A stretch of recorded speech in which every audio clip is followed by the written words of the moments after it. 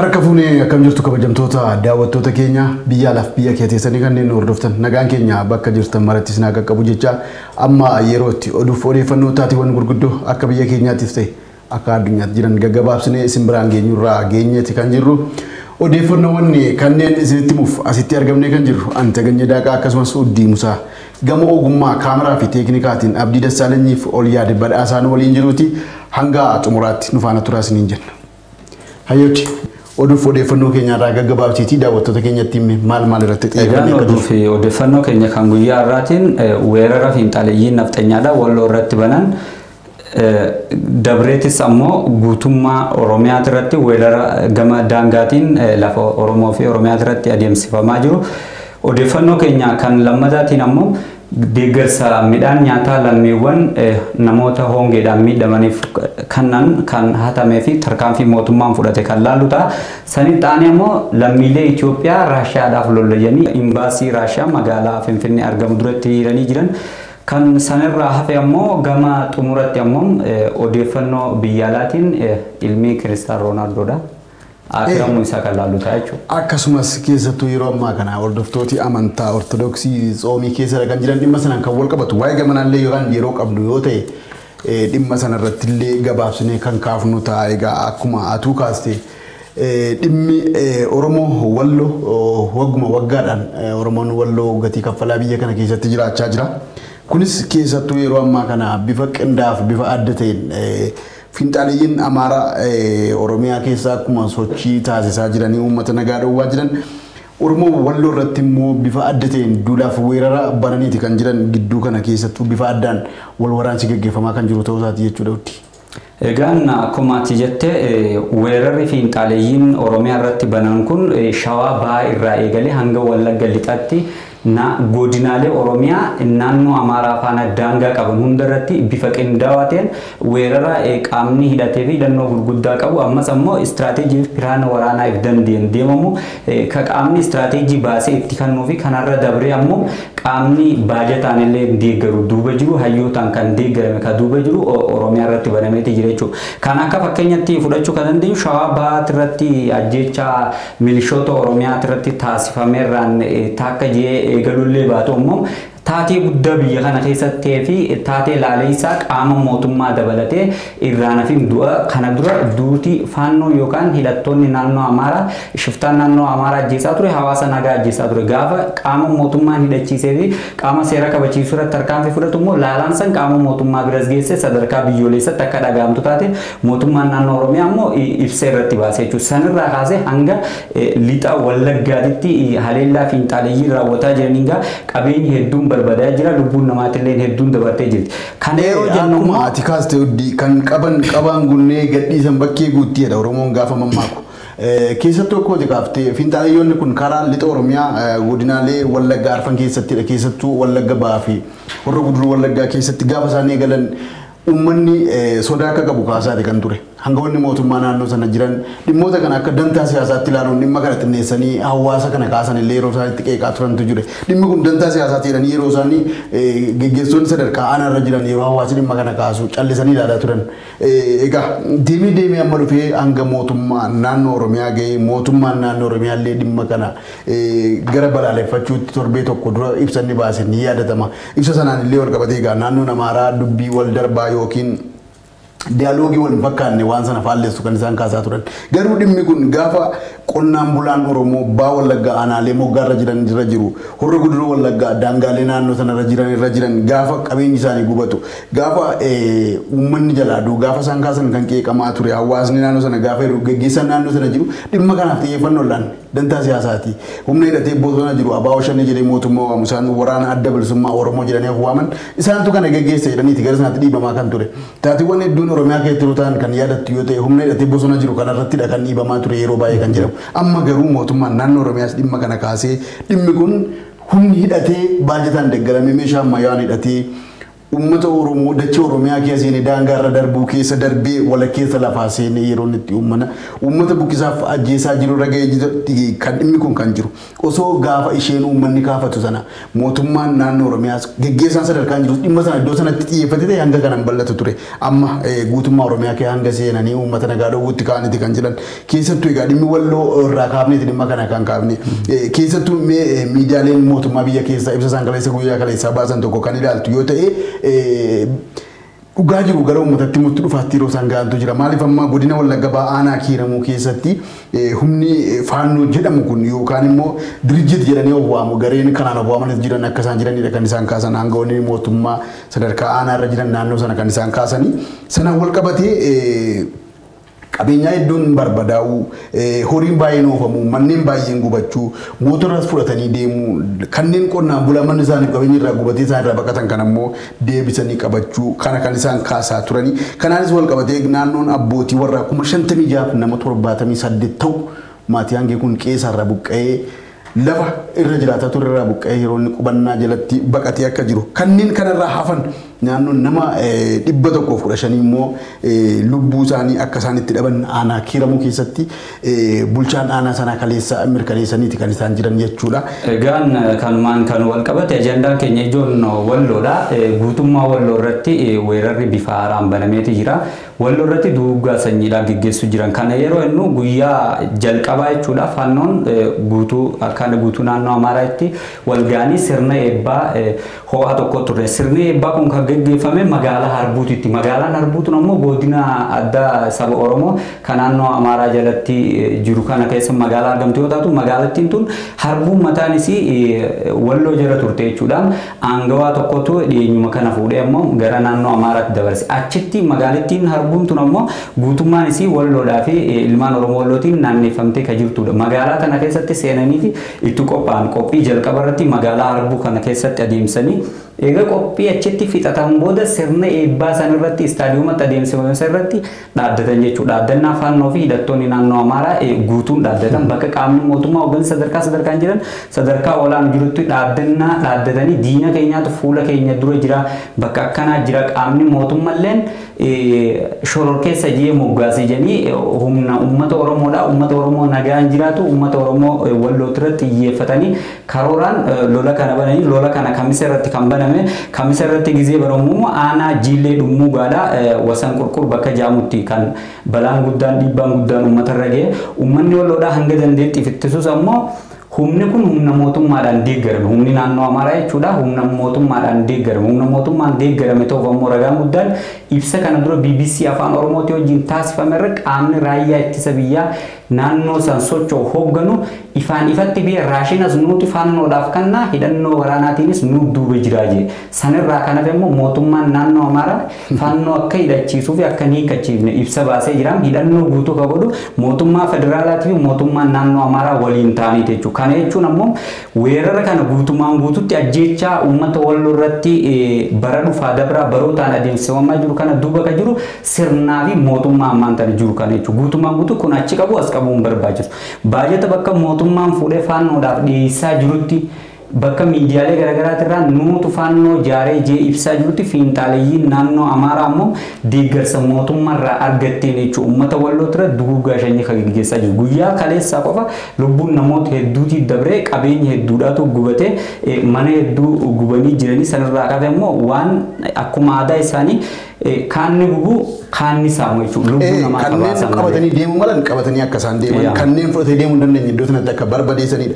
As keessatti kan baay'ee namatti tolu Oromoon Walloo akkuma Oromoo kamisee gootummaadhaanidha. Jarreen kana dura dhaabachaa kan ture. Garuu akkuma atuu kaastee humni kun humna loojistikiidhaan mootummaan dudduuba jiru waan ta'eef humna isaanii wal ta'uuti malee Oromoon Walloos ta'e sabni Walloo keessa jiru humna kana ofirraa qolachuudhaaf yaalii isaan taasisan yoomillee hin dagatamu cimaadha. Garuu humni kun meeshaalee ammayyaa loojistikii barbaadan haala hundumaa mijeessamaa fi waan dudduuba isaanii jiruu fi humni kun humna qindaa'aa ta'uu isaati kan si jechisiisu qabeenya barbadeessuu qaban achitti barbadeessu kan inni barbadeeffuun immoo gara naannoo Amaaraatti yeroo isaan fudhatanii socho'anidha. Odeeffannoon gama sanaan bahu kan mul'isu egaa ammas mootummaan naannoo Oromiyaa ibsa qofaa baasuun ga'a miti. Lammiiwwan biyya kanaatiif ammas ammoo mootummaa naannoo Oromiyaa qofa osoo hin ta'in mootummaan federaalaa mootummaa jee gibira kafalee biyya kanarra akka bulaa jiru nuti mootummaan hojiin inni hojjetu waan biraatiin mana kiyya dhufee kushiinaa dhufee nyaata nuun bilcheessu. Uffata keenya nurraan dhiqu nageenya biyyattii eeguudha. Lammiiwwan biyyattii sabaa sablammoonni biyyattii uummattoonni biyya kanaa parsantii 100 kan gibira kafalee jiraachaa jiru nageenya isaa. Akkuma atuu kaaste gaawwadde dhimmi kun mootummaan federaalaa torbee darbe odeeffannoo keenya keessatti kan kaasne daawwattooti keenya illee quba qabu. Humni raayyaa ittisa biyyaa gara naannoo sana hin seenu jedhuudhaan humna raayyaa ittisa biyyaa sakatta'uudhaaf amma kanatti yaalaa jirudha humni kuni. Egaa dhimma kana gaafa ilaaltu gara bitta deemaa waan jedhu akkuma itti kaastee itti gaafatamummaan sadarkaadhaan jirtu mootummaan naannoo Oromiyaa humna fiinxaleeyyii kana balaaleffateera. Humni kun garuu balaaleffatamee hin dhaabbanne weeraraaf ajjechaaf uummata buqqisuu ittuma fufeeti kan jiru. Mootummaan naannoo Oromiyaas kanaa fi dhimma kanaaf ammallee deebii gahaa kennuutu irra jira. Lammiiwwan isaa ittisuu danda'udha. Mootummaan federaalaa keessaa jechuudha. Gaafa asirratti maaltu kan jira seete mootummaan naannoo Oromiyaa hanga danda'e yaalee itti ba'e humni hidhatee naannoo Oromiyaa keessa jiru qaama mootummaatiin hoogganamu humna kana tasgabbeessuu yoo hin dandeenye ta'edha gara sadarkaa federaalaatti kan dabarsuu malu hojimaatadha kun qajeelfama kanaan humni mootummaan naannoo Oromiyaa dhimmi kun humna kooltee jedhee mootummaa federaalaaf kenneedha akkaataa heerattiin bulmaata biyya kanaa keessatti kan ilaallu yoo ta'e garuu humni kun humnuma raayyaa ittisa biyyaa sadarkaa federaalaatti jira jedhamu iyyuu siin sakattaa humna jiru waan ta'eef mootummaan federaalaatti egaa dhimma kana callisuunsa maaliif akka ta'e kan nama yaachisuufidha humni kun ammallee kan keessattuu naannoo Oromiyaa keessatti nurra deddeebinee dhimma kana kaafnuufi daangaa qofaarra miti dachee Oromiyaa keessa galaniitidha uummata kana irratti dararaa hamaa kan isaan raawwachaa jiranii wanti kun takka Shawaa Bahaa keessatti kan dhalatu takka Horra Guduruu Wallaggaa keessattidha kan inni dhalatu addeebi'ee immoo naannoo Walloo keessa Oromoo gara kana jiraniin illee dhimma kanarratti wanni dagatamuu hin qabne tokko mootummaan naannoo Oromiyaatis taanaan mootummaan federaalaa wayita fiinxaaleeyyiin hanga funyaanitti hidhatanii lammiiwwan nagaa harka qullaa jiran akka fedhanitti ajjeesaa akka fedhan ammoo harkaa fi miilee isaa hidhanii ibidda keessa darbanii gubaa jiran kanatti hawaasa nagaa hawaasa tiifattee bulaatii fi hawaasa naannawaa daangaa jiraatan kan duraan hidhannoo itti ittisanii fi maatii fi nageenya lubbuu itti eegan qaban hidhannoo kana irraa hiikaa jira. Hidhannoon kun gizee lammiiwwan nagaa kanarraa hiikame humni shiftaadhaa fiinxaaleeyyiin naannoo Amaaraa kun humni nafxanyaadhaa kun kallattiin karaa daangaadhaa seenuudhaan haleellaa hawaasa harka duwwaa jiru manaa fi qabeenya wajjin gubachaa jira waan ta'eef mootummaan lammiiwwan akka lubbuu isaanii baraaruu danda'an akka ifattisuu danda'an hidhannoo irraa akka deebisuuf akka nama tokko kennu dabree ammas ammoo hidhannoo kana booda akka irraaniin lammiiwwan erga mootummaan nageenya isaa eeguu fi hin dandeenye eega mootummaan nageenya isaa eegee tiisuu hin dandeenye lammiiwwan nageenya fi eeggachuu danda'uudha qaban waan ta'eef mootummaan hidhannoo isaanii qofa dhiisuufiidhaan lammiiwwan ifii biratti fudhatama argachuu qabeenya.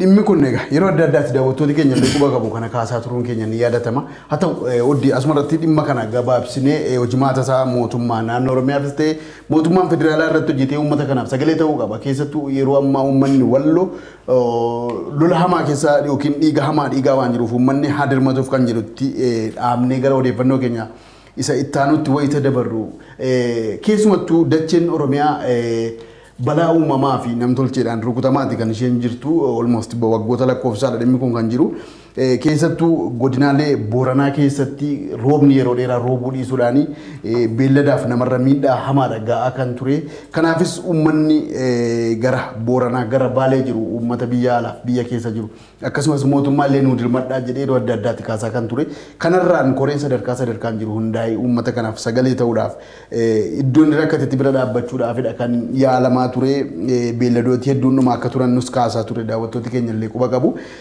egaa deeggarsa karaa adda addaa biyya alaa walitti qabame akkasumas gama mootummaatiin illee wantoota ta'an hangawoonni dhimmoota kana raawwachiisan hangawootni mootummaati jechuun kan nama dandeessisu as keessatti akka jiru uummata rakkate uummata gogiinsa miidhame kanaaf dirmachuu dhiisanii waan uummata kana bira ga'uu malee yeroo isaan maksanii dhimma dhuunfaaf itti fayyadamanidha kan yeroo adda addaa uummati kaasaa ture ammas mootummaan dhimma kana mirkaneessaati kan jiru uummanni keessattuu naannoo Booranaa jiru deeggarsi namoomaa dhufaa jiru rakkoo qaba qoodiinsi isaa rakkoo qaba nullee daawwattooti keenya akkuma irra deddeebi'ee kaasne turre yeroo tokko as oduuf odeeffannoo keenya irratti deeggarsi namoomaa gara kana dhufu ga'aa miti innumti dhufu immoo bifa walqixxooma qabuun qoodamaan jiru loogii qaba kan jedhu kaasaa turan jennee nus kaasneerra dhimma kana mootummaan itti dhiyeenyaan hordofee kanneen gara sana qabeenya hawaasaaf dhufe kana gara dhuunfaatti oolchatan naannoo gara nama asirratti baroota akka fudhatee ibsee ture jechuudha namoota 56 irratti tarkaanfii akka fudhateedha bulchaan godina Booranaa kan isaan ibsanii jiran jechuudha.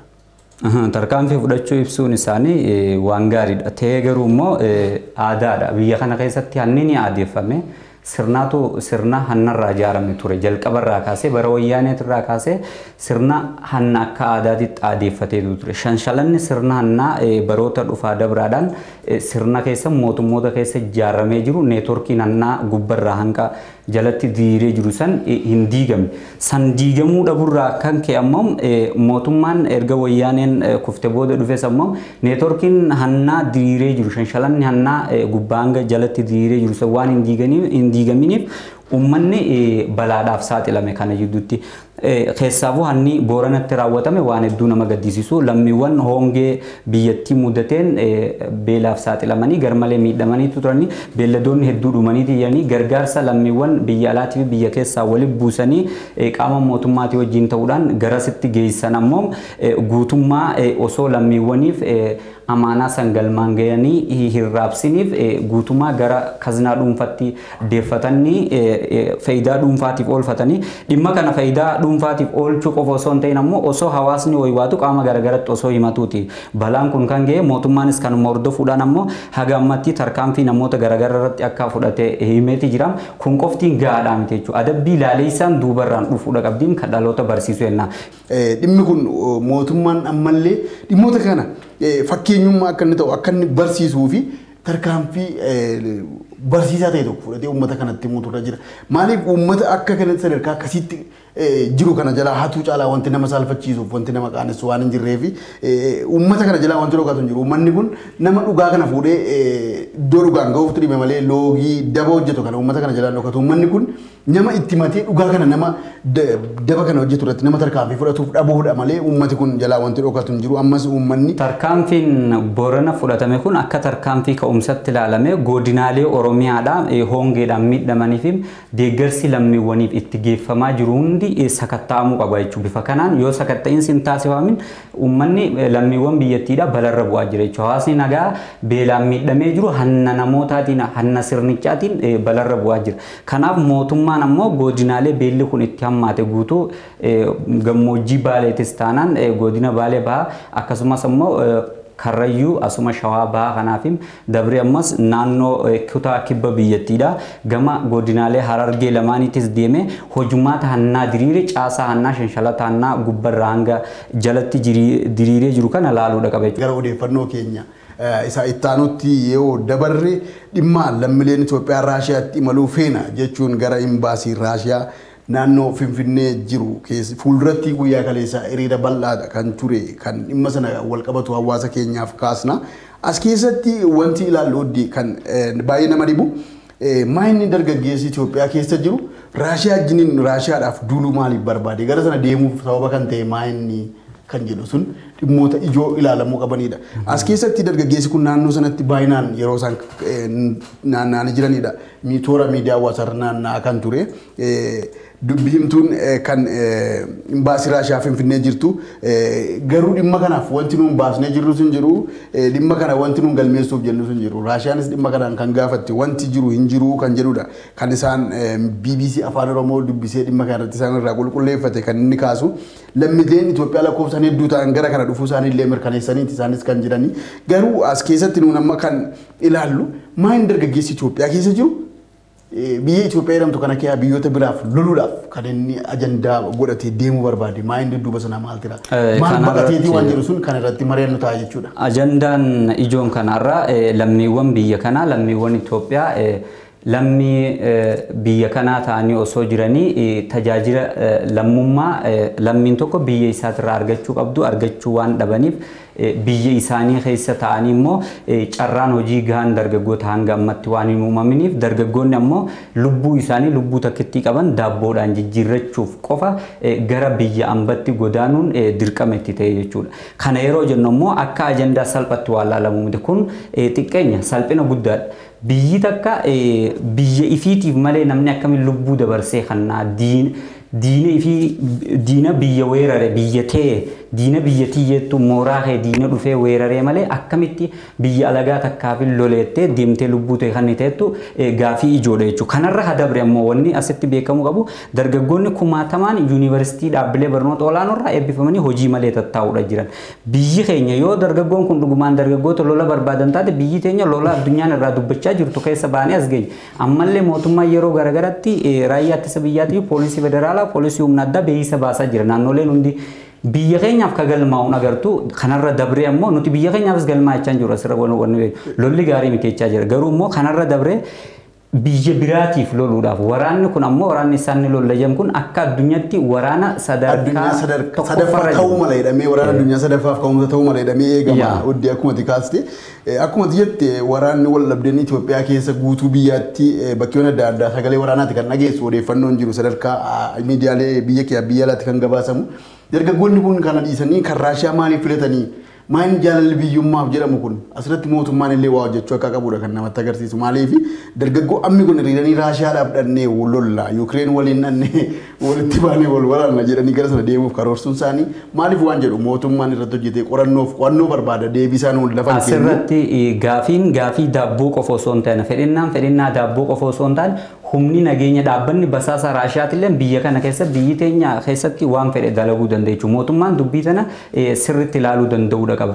Dhiiroo dhaabbata basaasa Raashiyaatii harka lafa jalaatiin dargaggoota sossobee dhimma kanaaf akka hulaa imbaasii Raashiyaa dura hiriiran taasise immoo dargaggoonni kun dhugumaan weerarri Raashiyaan lafa Yuukireen irra goote kun isa hawwateetuma dhugumaan gaafii daabbootis keessa deeffachuudhaaf gama lola Raashiyaa fi Yuukireenitti imale ka jiru kan laalamuudha. Kanumaan wal qabate imbaasiin Yuukireen kan Itoophiyaa jiru ganamaan kana waaree dura ibsa baasanii turan. Ibsa baasan kanarratti ammoo lammiileen Itoophiyaa kan dhugumaan Raashiyaadhaa wajjin taane lafa Yuukireen weerarra jiran hedduu nutti dhaga'amee eega jaambooda ammoo garagalcha muummicha ministeera Dr. Abiy Ahmedii fi barreessanii turan jechuudha. Achirratti ministeera haajaa alaa Itoophiyaatiif akka garagalchatti toora Facebook isaaniitiin barreessan. Achi gubbatti Raashiyaan ni sobdii biyya haqanimne lola guyyaa tokko qofarratti lammiiwwan isii loltoota isii 20 olii du'e.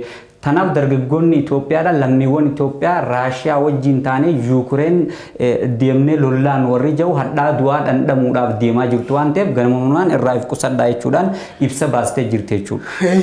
Kabajamtoota daawwattoota keenya odeeffannoon keenya akkuma itti fufettiidha kan jiru uddi. Xumura irrattis taphataa kubbaa miilaa beekamaa Cristiano Ronaldo irraa ilmi akiramee akka jiruu fi addunyaa teenyarraa kilabii isaa dabalatee taphattoonni kubbaa miilaa idil addunyaa guutuun imaanaa sabrii rabbi siyaa kannu sabbarii jajjabaadhu jechaanii akka jiran odeeffannoo keenya kanarra qabanne irratti daawwattoota keenya biraan akkuma tikaafti Ronaldoon taphataa cimaa kan Manchester United daawwattoota biratti illee jaallatamummaa guddaadha kan inni qabu. Dhimma kana kaafneef guyyaa har'aa kana Ronaldoon taphaa qaba ture. Halkan sa'a afurraa kaasee Liverpool wajjiniin Manchester United bakka bu'ee dirree isaanii irratti taphaa geggeessutu jira. Guyyaa kana tapha kana akka inni hin hirmaannedha. Guyyaa har'aa kana waa'ee isaatiin wal qabatee kan ba'e sababni ittiin hirmaannee fi guyyaa kaleessaa haati warraa isaa ijoollee durbaa tokkoof ijoollee dhiiraa tokko lakkuu deesseeti kan isheen jirtu. Isaan keessaa mucaa inni dhiiraa umuriidhaan hafuu hin dandeenye.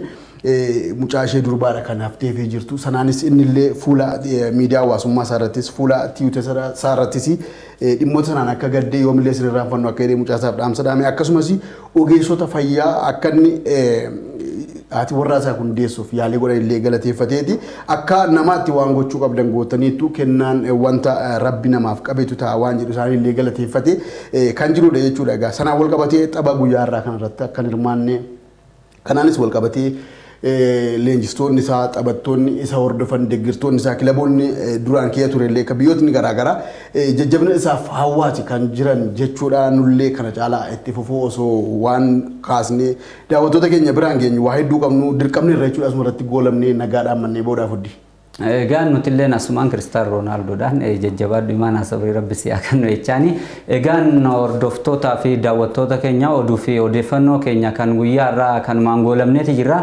Oduu fi odeeffannoo guyyaa irraa qopheessuudhaan kan isin biraa gahaa ture anuu Dimuusaa TV Taganya Daaqaa akkasumas ammoo ogeessa kaameraatii fi idiitara keenya Abdii Dassaalanyii fi Oliyaad Badhaasaa faana ta'uun qophiileen FIB afaan kan itti ufan ta'u yeroo gaarii qabaadhaa isiniin jenna.